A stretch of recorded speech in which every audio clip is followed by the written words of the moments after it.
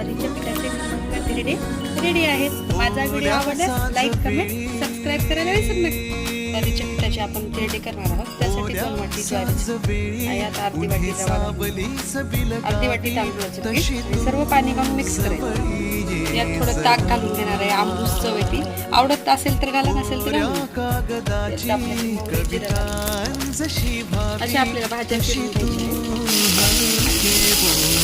कांदा आपला लाल झालेला आहे. सर्व भाज्या मिक्स करून घेऊ. टमाटर घालून घेऊ. या भाज्या आपल्याला थोड्याशा मिडियमच ठेवायच्या, जास्त वाफवायच्या नाही. पिठात चवीनुसार मीठ घालून सर्व आपण वापरलेली भाजी मिक्स करून घेऊ. बॅटर आपण थोडं पाणी घालून अजून मिक्स करून घेणार आहोत. आपल्याला मध्ये घालायचं आहे.